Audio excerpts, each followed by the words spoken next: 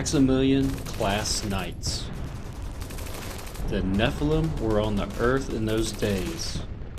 They were the heroes of old, men of renown. An excerpt from the New Syncretic Orthodox Bible. Maximilian class armor is the heaviest personal protection used by the Crusader Knight orders.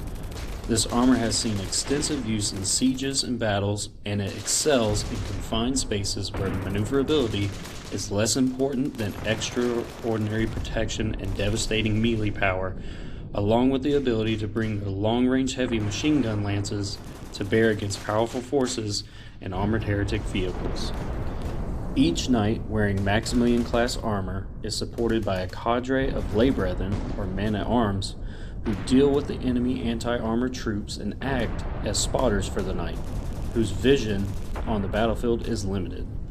They also maintain the immense engines that power the suit, which is prone to all sorts of malfunctions and overheating.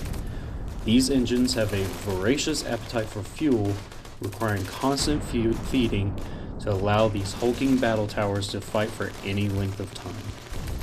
Although it follows the same technological principles as the machine armor used by standard faithful forces, Maximilian class armor has a unique design.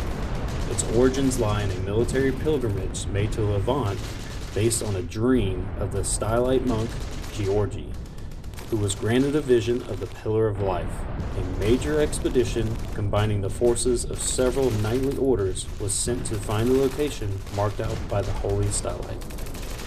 The story of the heroic expedition of 10,000 Crusader Knights is a popular subject of books and plays to this day, even though the story is shrouded in much mystery and legend. The Crusader Knights who undertook the pilgrimage each took a vow of silence to ensure the truth of the matter would never be revealed. What is known, however, is that the expedition returned with fragments of ancient armor, as well as some extraordinarily large bones found atop a great rock pillar, which Holy Georgi had seen in his vision. The origins of the bones is the subject of intense speculation and debate, with some saying that they once belonged to the Nephilim, titans mentioned in the oldest surviving holy books. For those fragments of the artificers of the Order of the Aurelian Angelic Knights of St. George developed the blueprint for the Maximilian class armor, combining their immense bulk with engine technology developed for machine armor. Standard machine armor is seldom modified, but Maximilian class suits and their weapons, due to their rarity, are modified when their previous wearer is killed or too badly wounded to continue their service in combat.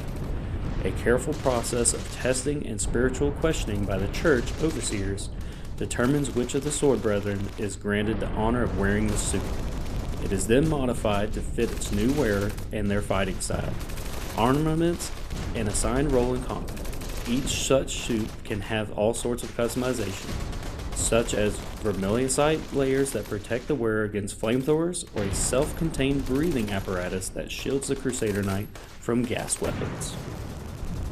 That is the brief excerpt from lore for Trench Crusade concerning Maximilian class knights. I'd love to hear your thoughts in the comment section down below. Thank you for listening, and I hope you enjoyed it.